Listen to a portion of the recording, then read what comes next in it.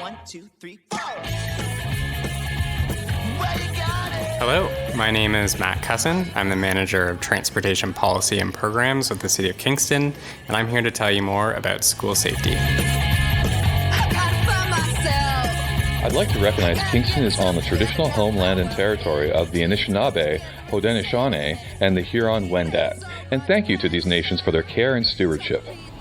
A little about me, I'm originally from the BC Lower Mainland, and my ancestry is Irish-English. Hello, my name is Rob Hoser, and I'm your host of Tell Me More, the City of Kingston podcast.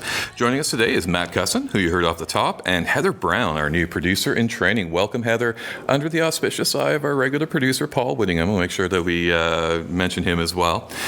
Today we're going to talk about school safety, and as caregivers, our children's safety is always one of our top priorities. It factors into almost every decision we make. It permeates all of our plans. It's why school safety is a topic near and dear to the hearts of many, myself included, not just in this city, but in every city. How we keep our kids safe on the way to and from school, how they get there, these are important discussions with complicated solutions. In Kingston, the city is one of a number of key partners involved in making sure that children arrive to school and return home safely.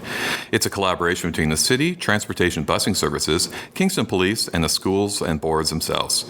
It's a responsibility that all parties take very seriously. While it may feel that problems can be solved with the addition of a new stop sign or another crosswalk, the challenges are often more complex, requiring more nuanced approaches. At the end of the day, it's about engineering safety, changing behaviors and creating spaces where our kids don't need to worry about anything but their grades. It takes a community to achieve that, one working in sync. Here to tell us more about the City of Kingston's role and the many programs we have underway is Matt Cusson, Manager of Transportation Policy and Programs from the City's Transportation Services Department. Welcome, Matt, to the Tell Me More studio located high atop City Hall in the Councillor's Lounge. Welcome to the studio, Matt. It's great to have you. Before we dive into this really important topic, we always like to get to know our guests a little bit more. You've been with the city how long? I've been with the city since 2016, so about 6 years now. Okay, about 6 years in the same role, or? No, a few different roles. I've been in transportation services for the past about 3 years now. Prior to that, I worked in the CAO's office doing some workforce development and some research for the Commissioner of Community Services when I first started out with the city. Very cool. That explains the background and your approach for sure, because it definitely has to be comprehensive with this particular topic. Now, we're going to dive right into this because I know it's a big topic with a lot to unpack. But perhaps the first and best place we can start is understanding kind of the cast and their roles. While the city plays a significant part, what is it and how does it work with the other players involved? We mentioned a few of them off the top there. How do we fit into this mix of folks? Yeah, I think school travel planning in general really blurs the line. So the city is technically responsible for the management of everything that's contained within the right-of-way. So that means, anything that would be like the sidewalk or the street, whereas school boards are responsible for their school property. Okay. But families don't experience it that way. It's really one journey from, the front door to the school front door.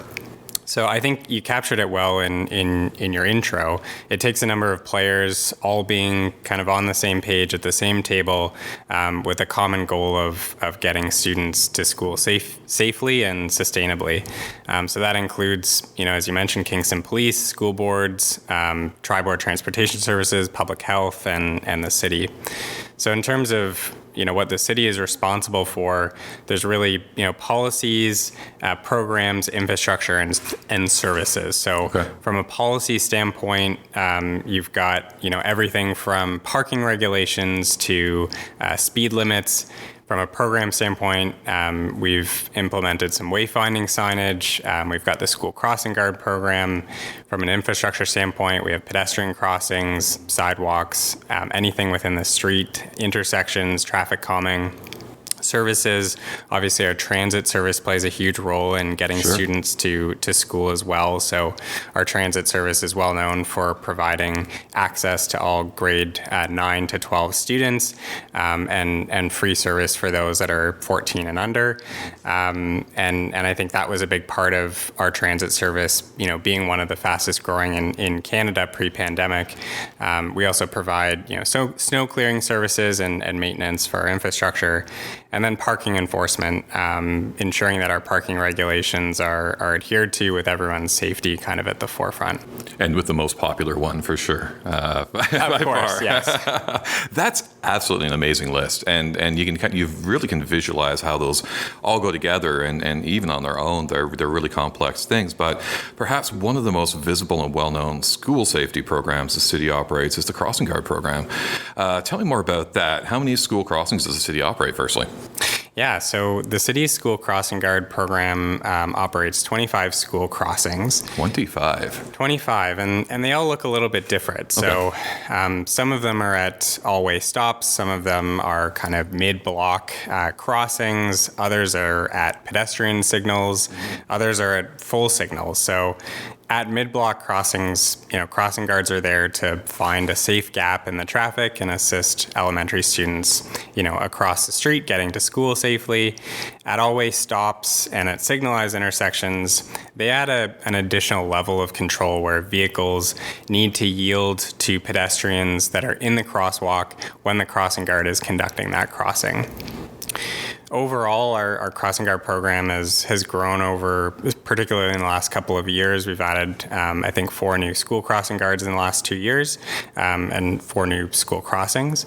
And it's really a dedicated team that's out there, every day, kind of braving all weather elements. Absolutely. And providing some consistency, I think, for families that are walking to school each day. For sure. And I'd like to take the opportunity, number one, as a shout out to my own crossing guard on Queen Mary, for sure. They do an amazing job.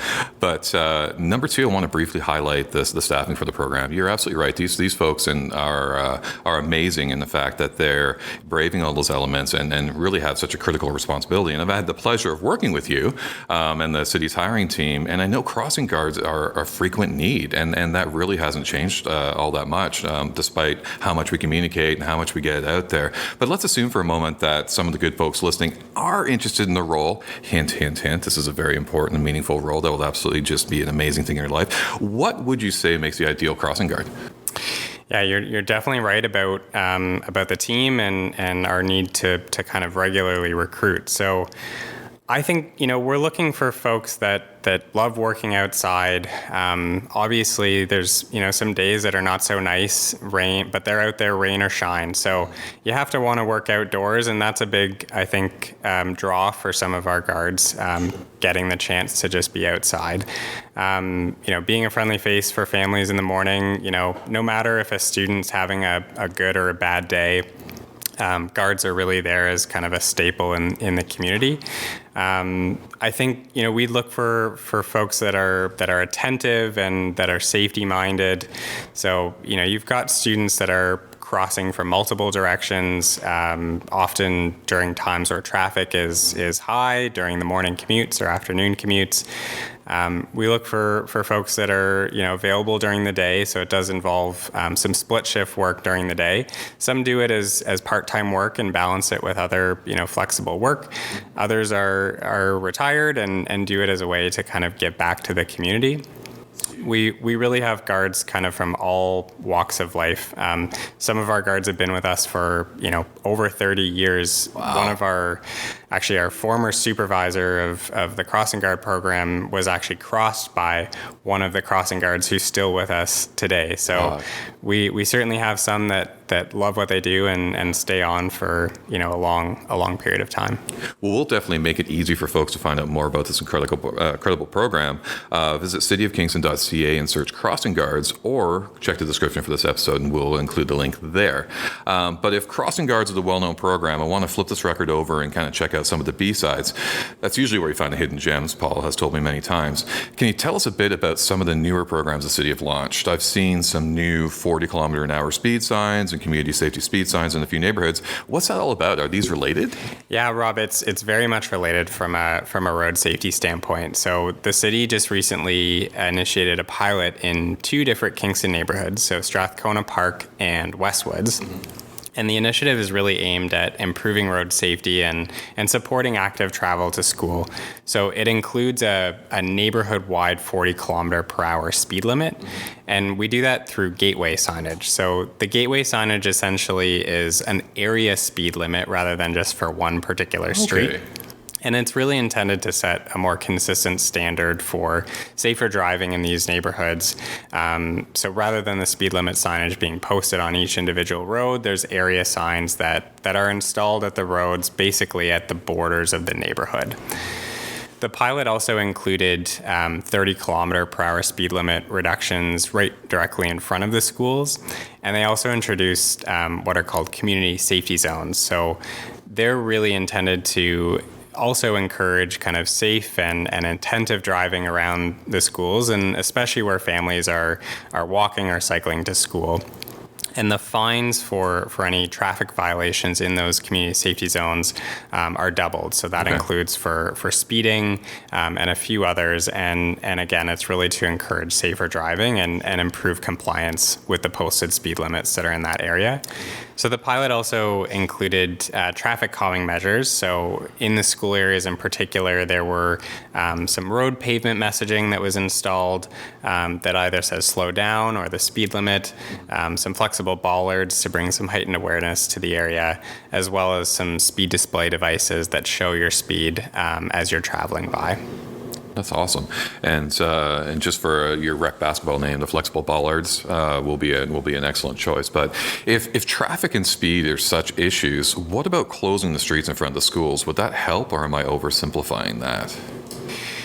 I don't think you're oversimplifying at all. So if you've actually been by Central Public School or Sir Winston Churchill on any given school arrival or dismissal, that's exactly what they're doing. So they're actually called school streets, and they essentially involve closing the road to vehicles, opening them up for families to walk or cycle, and essentially reduces the congestion in front of the school. They do take very careful planning and a team of dedicated volunteers who, much like the crossing guards, are out there, rain or shine. Sure.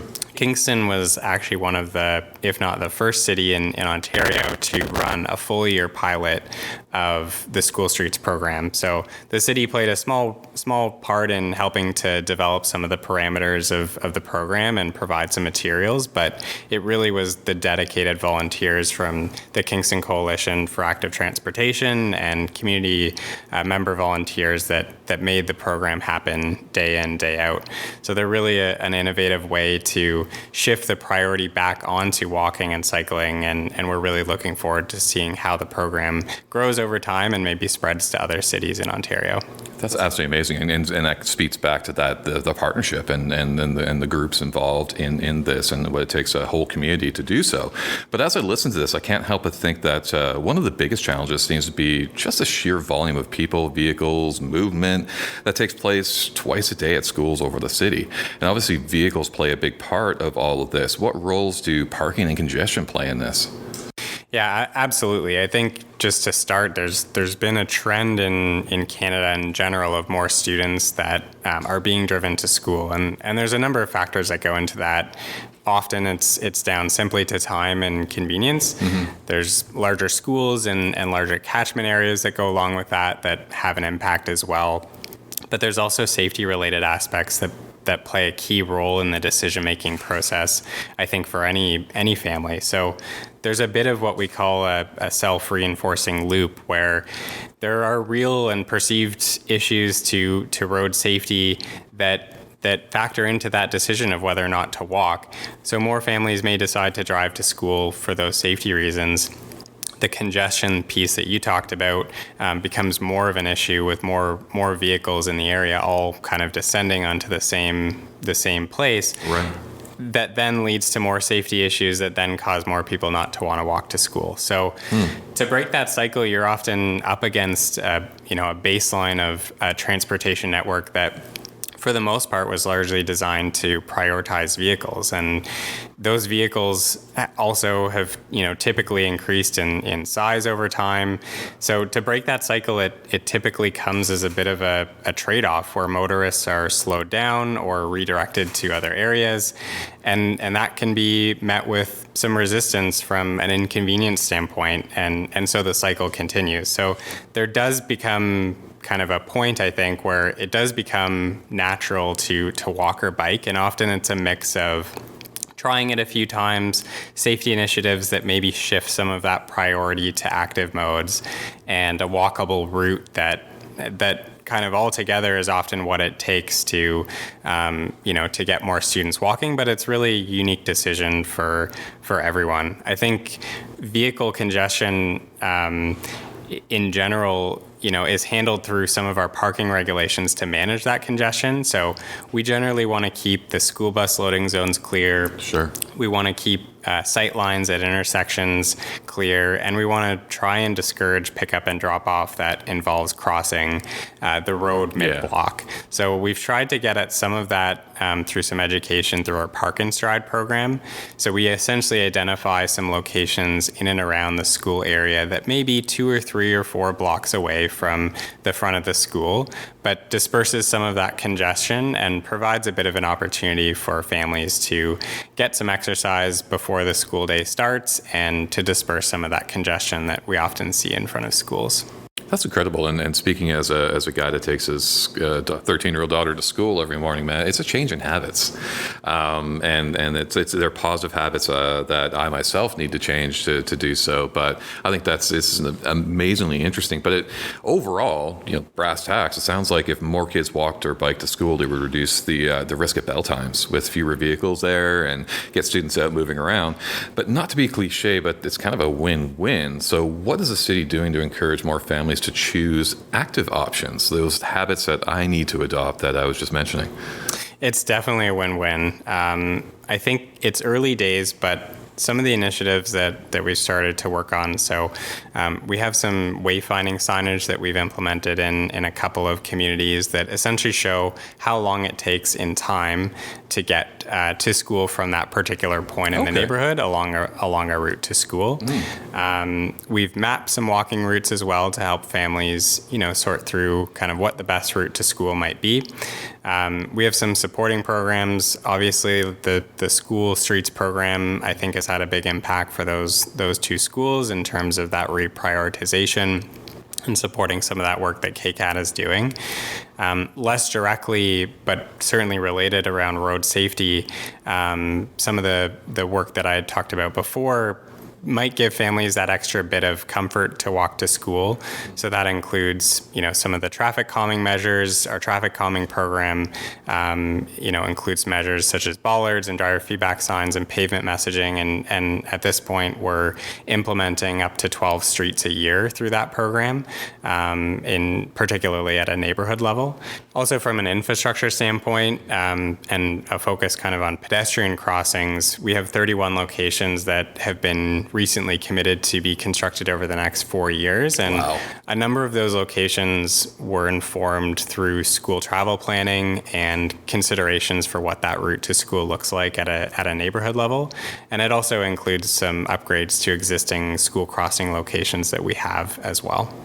That's amazing. It's incredible how school safety and all these activities go hand in hand like that. But before we end, I want to bring it back to the current school year. The pandemic and school closures had an impact on the development of some of these programs. Obviously, how do you envision things evolving over the next, let's say, year? What can we expect to see out there in the community?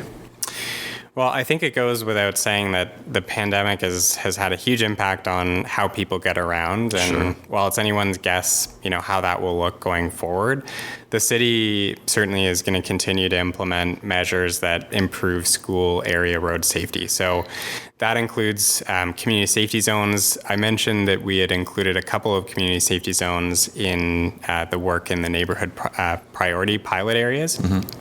We also are implementing community safety zones citywide. So we're intending to have community safety zones at all schools in Kingston by fall of 2023. So that's a huge priority for us, certainly in the next year. Sure. We're also going to continue to develop Park and Stride maps for areas that are experiencing more congestion and for schools that see the benefit in that program. We'll continue to support the growth of the School Streets program. And I think there's an opportunity for us to also address transportation issues that are cropping up in a school context in a bit of a more holistic and connected way with the school pedestrian safety panel that we've recently struck, which includes membership from the key players, including the city, Kingston Police, the school boards, Tri-Board Transportation, to really make sure that we're all on the same page and we're addressing issues holistically, because again, those issues don't typically see boundaries. And hopefully with all of that, a few more families will feel empowered to try walking, cycling, or rolling to school.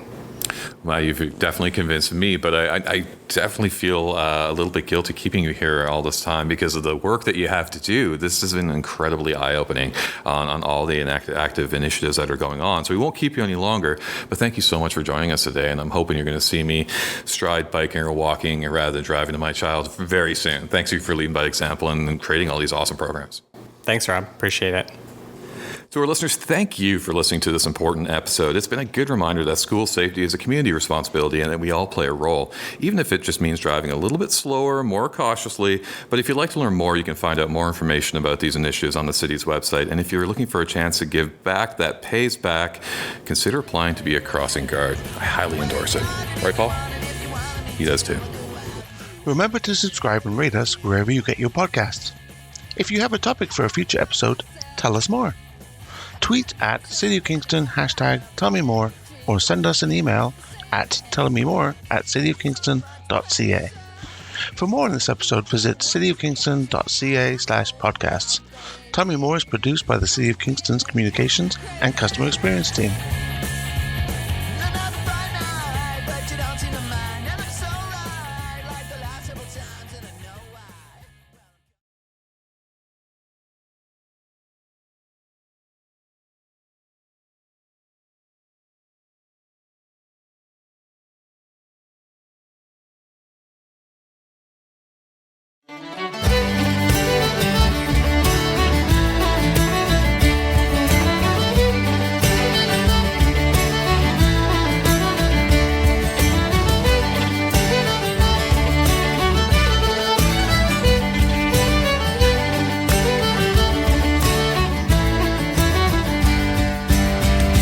Every time I walk these halls, the hearth cracks to the glimmer in my eyes, and the overture of midnight swells to daylight's own disguise. When I reach for her, the cup I've passed flows to the brim with doubt. When I hear her voice on another tongue, the candle flickers out.